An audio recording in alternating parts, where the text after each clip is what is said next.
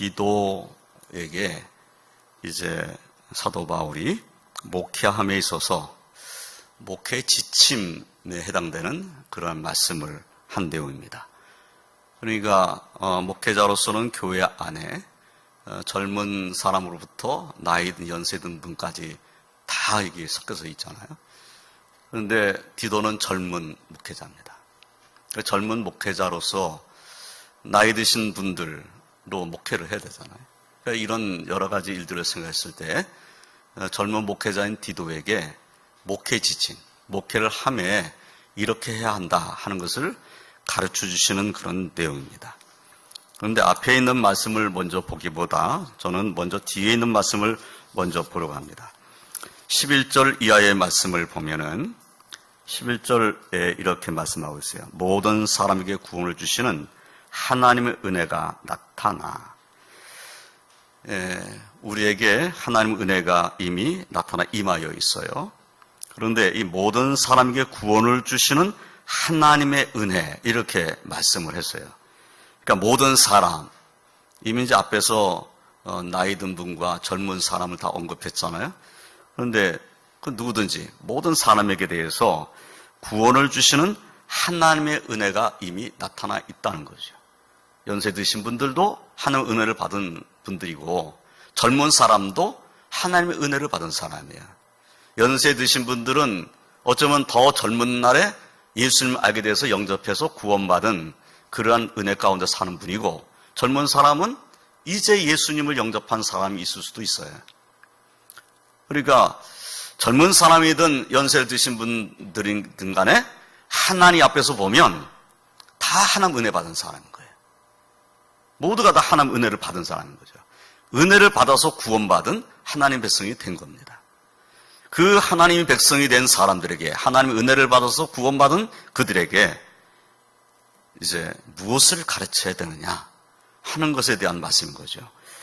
12절 말씀을 보면은 우리를 양육하시되 경건하지 않은 것과 이 세상 정욕을 다 버리고 신중함과 의로움과 경건함으로 이 세상에 살고. 자, 하나님께서 우리에게 은혜를 주신 것은 우리를 어떻게 살라고 은혜를 주신 것이냐 하는 거죠. 하나님께서 그 은혜로 우리를 양육하셔요. 경건하지 않은 것, 그리고 이 세상 정욕은 버리라고. 그 하나님의 은혜가 우리에게 그걸 가르치는 거죠. 너는 하나님을 구원받은 자다. 너는 육신을 의지하고 사는 자가 아니고 이제 하나님 나라를 사모하고 믿음으로 사는 사람이니까 이제는 경건하지 않은 것, 하나님 앞에 경건하지 않은 것들, 그리고 이 세상 정욕들, 이런 것들은 다 버려라. 그러니까 그런 삶을 살지 말아라. 이렇게 가르치신다는 거죠. 그렇게 양육하시는 거예요. 또 하나님의 은혜는 우리들에게 신중함과 의로움과 경건함으로 이 세상에 살라고 그렇게 지금 양육하신다는 거죠. 하나님의 은혜가 우리에게 임하면 우리는 은혜 받은 자로서 신중한 자의 삶을 산다는 거죠. 이 신중하다고 하는 것은 상당히 모든 일을 할 때에 조심하고 그리고 그 일을 통해서 어떻게 하든지 잘못된 길로 가지 않도록 하려고 하는 그러한 간절한 마음이 담겨져 있는 것이 신중한 거죠. 그런데 하나님 앞에서 신중한 것은 뭘까요? 하나님 앞에서 신중하다 하는 것은 하나님의 말씀에서 어긋날까 봐 신중한 겁니다. 그러니까 내가 나는 이렇게 살고 싶어 한다고 해서 그렇게 사는 것이 아니라 하나님의 말씀을 가지고 신중한 거죠. 하나님의 뜻이 무엇인지를 더 깊이 생각해보고 그래서 내가 어떤 삶의 방식으로 내가 살아가고자 할 때에 이것이 정말 하나님의 뜻에 맞는가라는 것을 먼저 생각하는 거예요. 그것이 신중한 거죠. 그러니까 하나님의 은혜를 받게 되면 은혜를 받은 사람은 하나님 말씀을 가지고 신중해진다는 거죠. 하나님 말씀이 내 삶에 매우 중요한 것이니까 이 말씀을 가지고 신중한 삶을 살게 되는 거죠. 그러니까 옛날에는 이렇게 신중하게 살 수 있어요. 내가 도덕적으로, 윤리적으로 다른 사람에게 욕먹지 않는 삶을 살아야 되겠다. 이래서 신중할 수 있죠. 또 내가 실수하지 말아야 되겠다. 실수해서는 안 되겠다. 이런 생각으로 신중할 수 있어요. 그런데 은혜를 받은 사람은 그런 정도로 신중한 것이 아니고 하나님 말씀, 하나님의 뜻에 따라서 사는 삶에 신중함이 있어야 되겠다는 거죠. 그래서 나의 삶이 하나님의 뜻을 떠난 삶이 되지 않도록 신중한 그런 모습이 되기를 하나님께서 원하신 거죠. 의로움과 경건함으로 이 세상에 살아라. 신중함과 의로움과 경건함으로 이 세상에서 살아라. 이것이 하나님의 은혜가 우리에게 가르치는 그런 말씀입니다. 또 13절에는 복스러운 소망과 우리의 크신 하나님 우리 구주 예수 그리스도의 영광이 나타나심을 기다리게 하셨으니, 하나님 은혜가 우리에게 임했는데 그 은혜는 뭘 지금 바라고 소망하고 살게 만드시는가? 예, 주님이 오시기를 기다리는 삶을 살게 하기를 원한다는 거예요. 하나님 은혜가 우리에게 있으면 주님이 오시는 것을 기다린다는 거죠. 그래서 그 주님을 지금 어떻게 표현했죠? 복스러운 소망과 우리의 크신 하나님 구주 예수 그리스도의 영광이 나타나심을 기다리게 하셨다. 그러니까 하나님 은혜가 우리에게 임하면 이런 믿음으로 살게 된다 하는 것을 말씀하는 거죠. 그리고 14절에 그가 우리를 대신하여 자신을 주심은 모든 불법에서 우리를 속량하시고 우리를 깨끗하게 하사 선한 일을 열심히 하는 자기 백성이 되게 하려 하심이라. 왜 하나님께서 우리에게 은혜를 주셨는가? 14절 끝부분에 있는 말씀, 선한 일을 열심히 하는 자기 백성이 되게 하려 하심이라. 하나님의 백성으로 사는데 하나님의 백성이 깨끗하고 그리고 하나님이 기뻐하시는 선한 일을 열심히 하는 자기 백성이 되기를 하나님은 원하시고 있는 거죠. 그래서 그 하나님께서 은혜를 주셨으면 그 은혜를 받은 사람이란다면 하나님 백성답게 살기를 간절히 바라야 된다.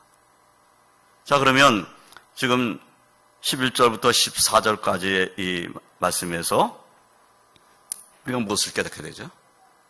하나님의 은혜가 임한, 그래서 하나님의 은혜를 받은 사람은 하나님 앞에서 어떻게 살아야 마땅하냐 하는 것을 이 말씀을 읽으면서 이미 알려주고 있는 거죠. 그 은혜를 받았으면, 정말 은혜를 받은 사람이란다면 달라야 한다는 거죠. 옛사람을 벗어버린 자의 삶을 사는 그런 모습이어야 되는 것이죠.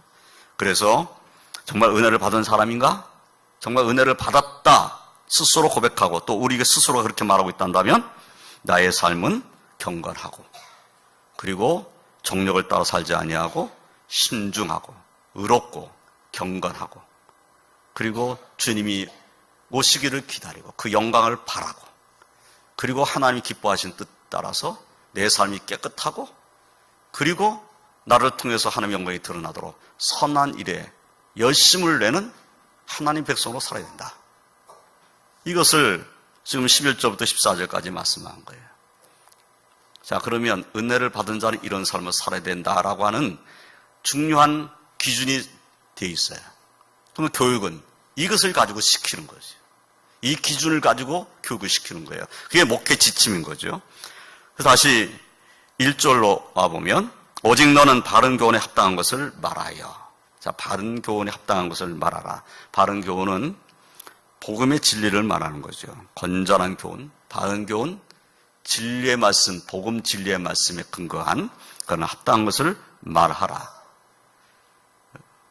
그런데 지금 이 바른 교훈에 합당한 것을 말하는데 각 그 성도들에 따라서 무엇을 가르칠 것인가 하는 것들을 열거를 했어요.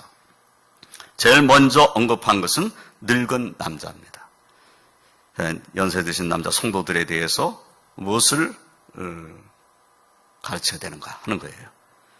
늙은 남자로는 절제하며 경건하며 신중하며 믿음과 사랑과 인내함에 온전하게 하고. 이건 너무나 당연한 것 같으지요. 연세 드신 분들이 당연히 하나님을 믿는 믿음 안에 거하고 그랬다면 절제하고 경건하고 그 삶이 신중하고 그리고 믿음, 사랑 그리고 인내함이 그에게 분명히 있겠죠. 그런데 말씀은 그렇게 살라고 말씀을 가르치라는 거예요. 알고 있음에도 불구하고 가르쳐야 된다는 거죠. 이것은. 그러니까 연세 드신 분이라고 연세 드신 분이야 뭐 다 알지 않겠어? 이것이 아니라 이렇게 가르쳐야 된다는 것을 말씀하는 거예요. 근데 우리는 이 말씀을 지금 읽고 있잖아요. 연세된 우리 성도님들은 오늘 이 말씀을 읽으면서 나보고 이렇게 살라고 하시는구나. 이렇게 깨달아야 하는 거죠. 그 중에 첫 번째가 뭡니까? 절제입니다. 절제. 절제하는 것이 상당히 중요한 거예요. 믿음을 가지고 사는 삶에 절제를 먼저 언급했다. 그것도 나이 연세 드신 분들에게 절제를 요구했다는 거예요. 절제에 있는 삶을 살라.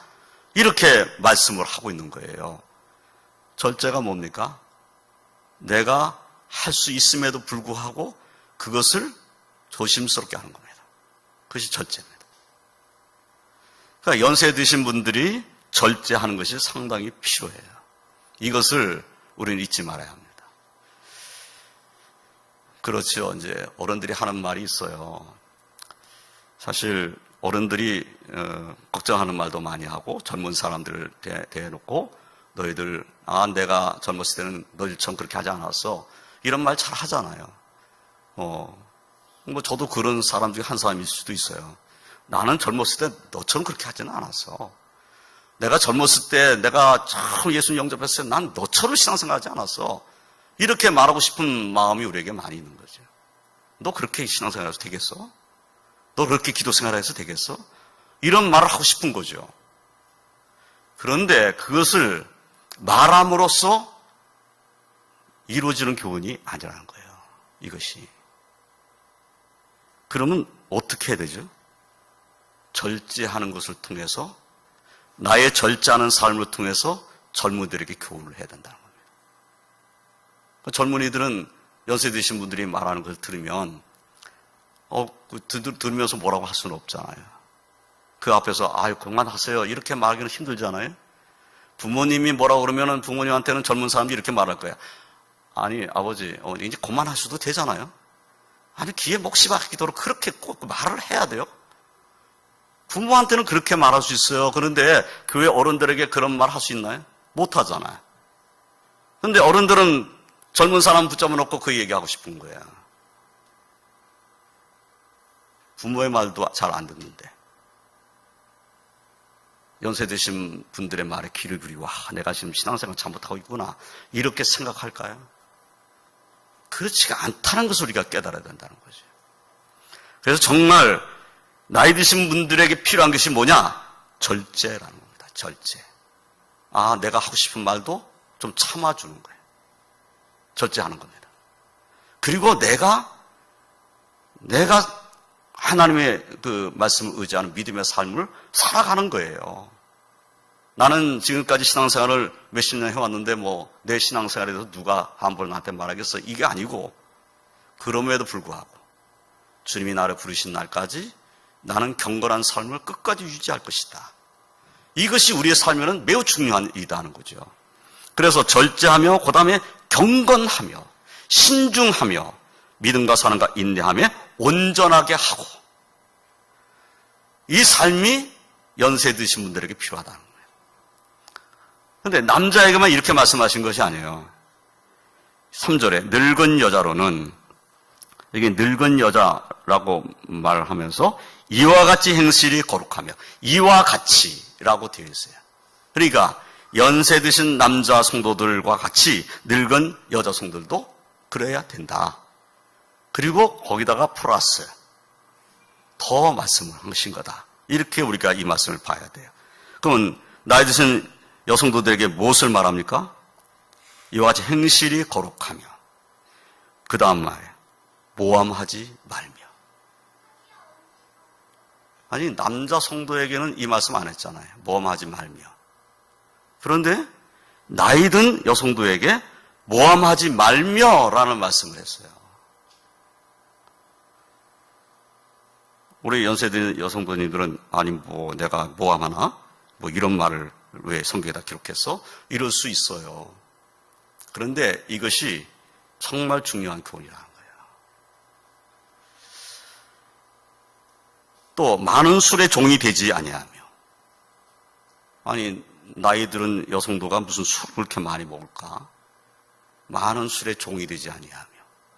그런데 이 말씀도 우리는 주목해야 돼요. 그리고 선한 것을 가르치는 자들이 되고. 그럼 나이 든 여성들에게 지금 무엇을 말하고 있냐면, 자, 너 거룩한 삶을 살아야 된다. 그런데 너의 삶 속에 모함하는 말은 해서는 안 된다. 너 모함하면 안 돼. 이렇게 권면하고 계시다는 거예요. 그러면 나이 든 여성도가 무슨 말로 모함을 할까요? 정말 그 모함하는 것이 의도가 있을까요? 제가 생각할 때는 이런 거예요. 그 사람 모함하고 싶어서 말한 거 아니에요. 그런데 나이 든 여성도들은 너무나 잘 알아. 젊은 이들을 너무나 잘 알고 또 오랫동안 같이 신앙생활하기 때문에 그 사람에 대해서 너무나 잘 알아. 너무 잘 알아. 아시잖아요. 우리 교회 성도들은 다 그렇잖아요. 너무 잘 알잖아. 너무 잘 알아. 너무 잘 아는 거 가지고 그냥 얘기한 것 뿐이에요. 그냥 내가 아는 거 얘기한 것 뿐이야. 그런데 이것이 돌고 돌면 모함하는 말이 돼버리고 말아요. 나는 그렇게 생각하지 않았는데, 내가 그 말할 때는 그런 의미로 말한 게 아닌데, 내가 그 사람에게 의도적으로 그런 말을 한 것이 아닌데, 그 사람에 대해서 내가 의도적으로 그 사람을 깎아내리려고 그런 말 한 건 아닌데, 아니, 왜 그런 말이 됐지? 이런 경우가 많아져 버리는 거예요. 그러니까 모함하지 말며 이 말이 우리가 와서 닿지를 않아요. 나는 모함한 일이 없는데, 우리 교회 나이 든 여성 성도님들이, 우리 권사님들이 모함하는 말 누가 하시겠어요? 그런데 왜 이 교훈을 하셨을까요? 지금 내가 말한 것처럼 그런 일이 일어난다는 거예요. 모함하려고 했던 말 아니에요. 그런데 이 말이 돌고 돌면 나는 그런 생각이 안 했는데 모함하는 말이 돼버리고 마는 이런 경우가 얼마든지 교회 안에서 일어날 수 있어요. 사람이 내가 그 사람에 대해서 모르면 할 말도 없잖아요.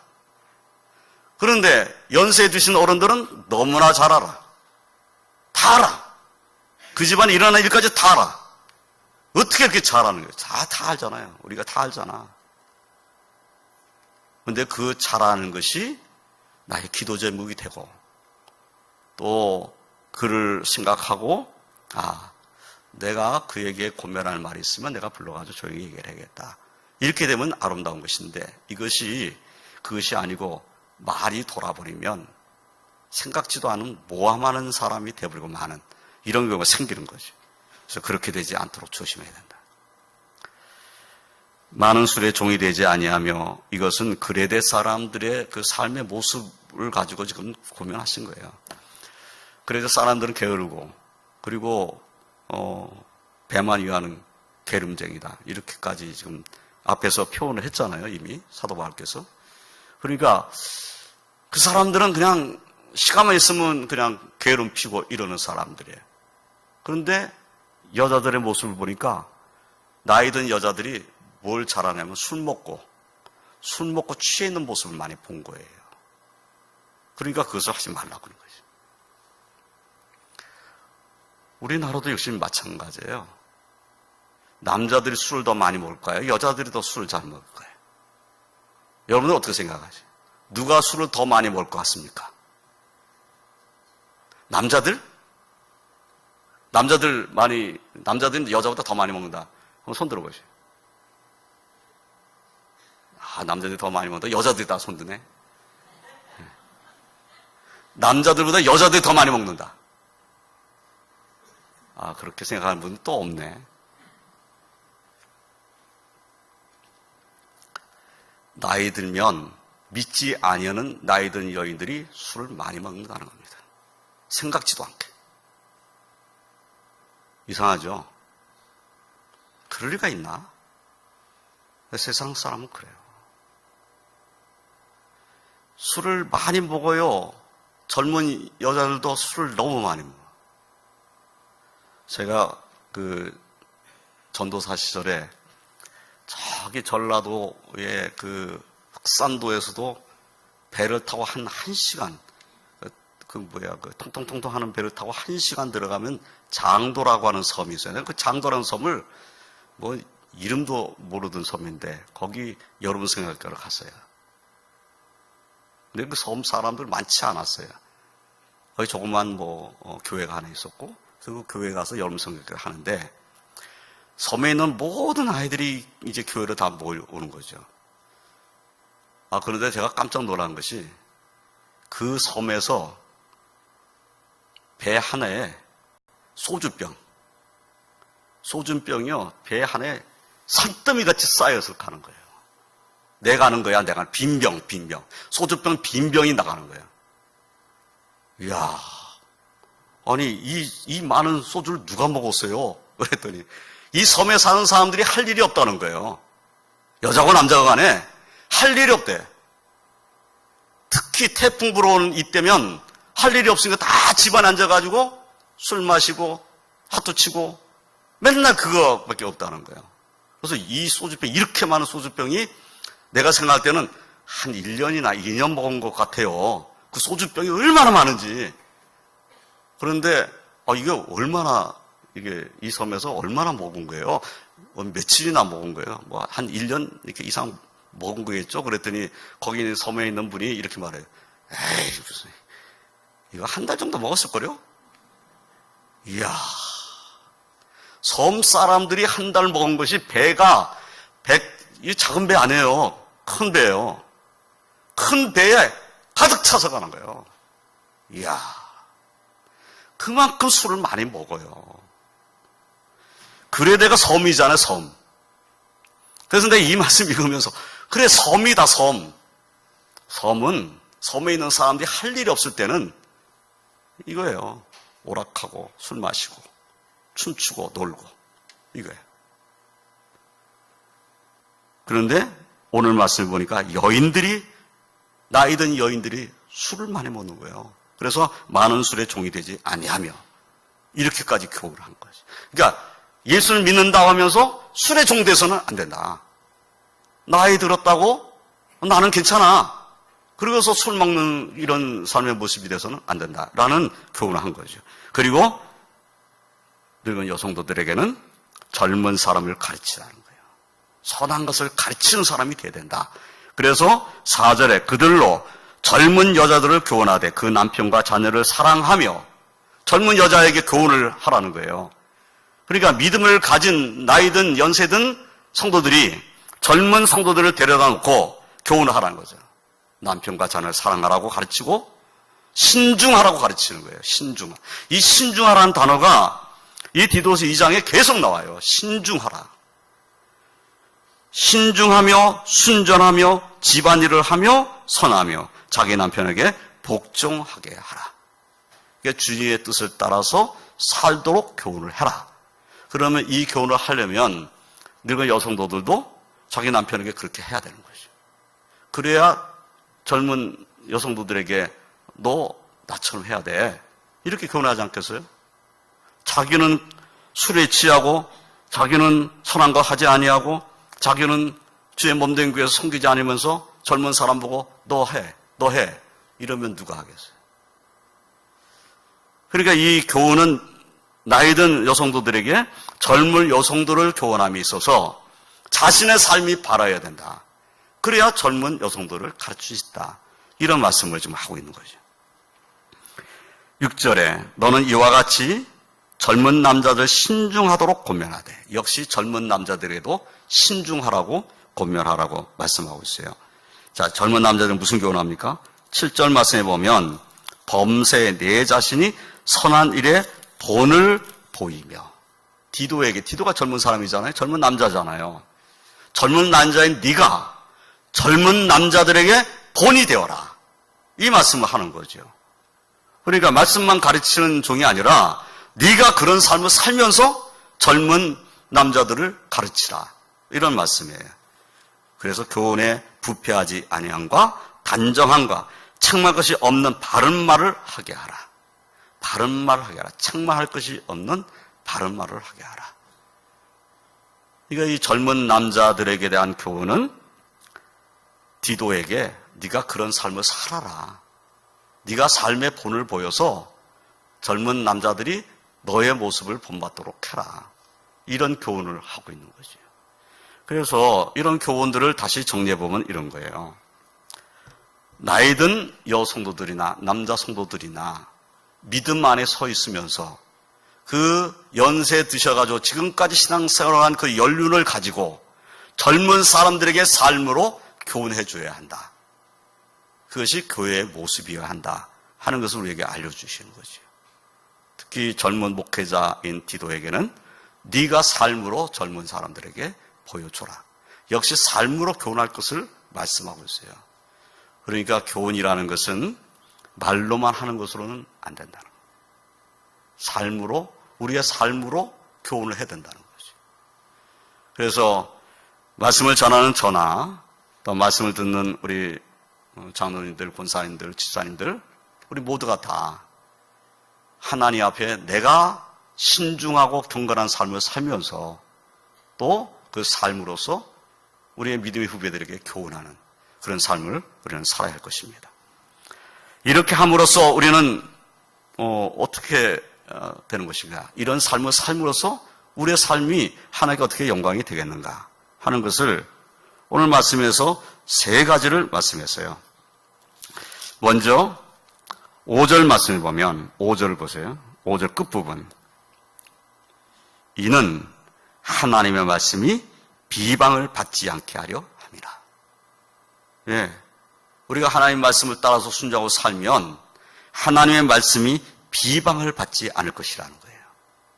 그러니까 우리가 하나님의 뜻을 따라 살지 않으면 하나님의 말씀이 비방을 받는다는 거예요. 하나님 말씀 그렇게 가르친 적이 없는데 내가 잘못 살아가지고 하나님 말씀, 니네들 믿고 있는 하나님 말씀이 뭐 그러냐? 그럼 하나님 말씀이 비방받는 거잖아요. 내가 거룩한 삶을 살고 내가 신중한 삶을 살고 하나님 앞에 절제하는 삶을 살고 그리고 하나님께 영광 올려드리는 삶을 살면 참 하나님의 말씀이 귀하다라고 세상 사람도 인정할 거라는 거죠. 아, 하나님 말씀대로 사는 것이 정말 아름다운 삶이다. 이렇게 되지 않겠어요? 그래서 이런 삶을 살아야 하는 이유가 어디 있느냐? 하나님 말씀이 비방받지 않게 하려고. 그래서 우리의 삶은 물론 내가 신중하고 거룩한 삶을 살아야 되지만 내가 살면서 무슨 생각을 해야 되는가? 나 때문에 하나님 말씀이 비방받아서는 안 된다. 이 생각을 해야 된다. 하나님 말씀이 비방받아서는 안 된다. 또 어떤 말씀을 하고 있습니까? 8절 말씀을 볼까요? 8절에 역시 하반절. 이는 대적하는 자로 하여금 부끄러워 우리를 악하다 할 것이 없게 하려 함이라. 우리가 하나님의 뜻대로 살고 젊은 남자든 나이든 남자든 젊은 여자든 나이든 여자든 하나님 말씀대로 순종하고 살면 부끄럽지가 않다는 겁니다. 그 세상 사람 우리들 악하다고 할 것이 없다는 거죠. 아무리 찾아봐도 악하다고 할 것이 아무것도 없는 거예요. 하나님 말씀대로 사니까. 그래서 우리가 경건한 삶을 살면 우리를 대적하는 자라 할지라도 우리를 아무리 대적하는 자라 할지라도 우리를 악하다고 말하지는 못할 것이다 하는 겁니다. 이것은 상당히 중요한 거죠. 또 마지막으로 한 구절 더 보면 10절 하반절입니다. 10절 하반절 말씀을 한번 볼까요? 이는 범사에 우리 구주 하나님의 교훈을 빛나게 하려 함이라. 하나님의 교훈을 빛나게 하는 것이다. 이렇게 교훈을 했어요. 그런데 이 교훈은 무슨 교훈 다음에 나온 말씀이냐면 종들에게 주시는 교훈 다음에 나온 말이에요. 당시에는 주종관계가 확실했어요. 주인이 있고 종이 있어요. 그런데 주인도 예수 믿고 종도 예수 믿는 거예요. 주종관계지만은 사실은 교회에 오면은 하나님 앞에서 형제죠. 또는 형제 자매일 수 있어요. 이렇게 됐을 때 그러면 믿는 종들은 어떻게 해야 되느냐? 물론 믿는 상전이 믿는 자기 종을 생각해 봤을 때 야, 정말 신실하게 믿는 이 종을 내가 자유하게 해줘야 되겠다. 그래서 종의 그 문서들을 다 없애버리고 너는 오늘부터 자유다. 너는 자유롭게 살아라. 이렇게 해준다면 얼마나 좋겠어요. 그런데 사회적으로 주종관계가 이렇게 끝나기가 쉽지가 않습니다. 아무리 믿음이 좋은 주인이라 할지라도 종을 그냥 자유자로 만들어버리는 일은 쉽지가 않았다는 거예요. 그런데 주인이 예수를 믿고 종도 예수 믿고 주인이 종을 신뢰했어요. 그런데 종이 가만히 생각해 보니까 주인이 나를 너무 신뢰하는 것 같아. 내가 믿음을 갖고 있고 내가 주님을 섬긴다고 하니까 주인이 나를 인정하는 것 같아. 그래서 그런 것을 이용해가지고 9절 말씀에 보면 이렇게 되어 있어요. 종들은 자기 상전들에게 범사에 순종하게 기쁘게 하고, 사실은 주인을 기쁘게 해드리는 것이 종이 해야 할 일인데 그렇게 하지 않고 거슬러 말하고, 주인을 기쁘게 하지도 않고 거슬러 말하고, 주인이 뭐라고 하면 그것을 거슬러 말하고, 그리고 주인의 것을 훔치고, 그리고는 신실하지 아니하고, 이런 모습이 예수 믿는다고 하는 종들의 모습 속에서 나타나는 거예요. 그러니까 종들에게 그렇게 말하는 거죠. 네가 아무리 주인이 예수 믿고 너도 예수 믿고 그래서 주인이 너를 형제라고 생각하고 있다 할지라도 네가 해야 할 일은 잘해야 된다. 그래서 종이 일한다면 상대를 기쁘게 해줘라. 거슬러 말하지 말아라. 주인이 뭐라고 말하면 순종하려고 해라. 주인의 거 훔치지 말아라. 주인이 안 본다고 너를 믿어줬다고 그냥 주인의 거 훔쳐가고 이래서 되겠느냐. 훔치지 말라. 그리고 모든 참된 신실성을 나타내게 하라. 너의 신실성을 드러내라. 신실한 자라는 것을 나타내라. 이렇게 교훈을 한 거지요. 그리고 나서 하신 말씀이 범사의 우리 구주 하나님의 교훈을 빛나게 하려 함이니라. 종이, 예수 믿는 종이 주인에게 이와 같이 하면 하나님의 교훈이 빛나게 된다는 거죠. 근데 이제 이 말씀을 이제 오해하면 안 되는 거죠. 성경이 주종 관계를 인정했다. 그래서 성경도 주인과 종의 관계를 인정을 해가지고 종은 무조건 주인에게 순종하라고 그렇게 가르치는 것이다. 그래서 종은 무조건 주인의 소유다. 뭐 이렇게 성경이 가르쳤다. 이렇게 말하면 안 돼요.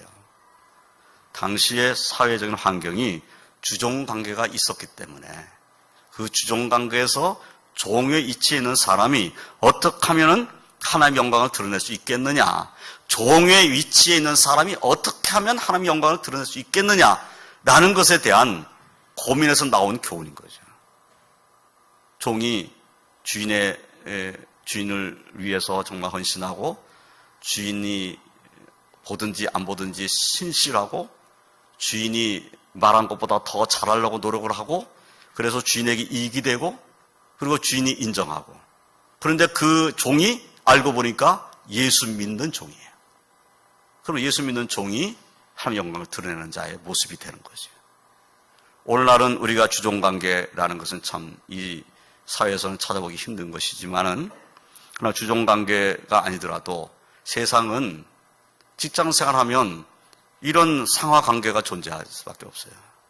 사회 속에서 상하관계가 없다고 말할 수가 없잖아요. 그래서 상하관계 속에서 그러면 내가 위에 있는 사람이란다면 더 사랑으로 베풀어줘야 되고 그리스도를 믿는 사람이니까. 그러나 내가 아래에 있는 사람이다. 내가 위에서 명령 내리면 따라야 할 그러한 위치에 있는 사람이다. 그가 어떤 생각을 하고 무슨 말을 하고 나에게 일을 시켰을 때 불만하고, 아니 뭐 그따위 일을 나한테 시키냐, 내가 뭐 이런 일을 하려고 뭐 대학을 나와가지고 이 일을 하게 됐냐, 이러는 것보다는 위에 있는 사람이, 그래도 나보다 직급이 있는 사람이 나에게 무엇을 얘기했을 때 내가 신실하고 신중하고 그리고 보다 잘한다면 당연히 인정받게 되는 거예요.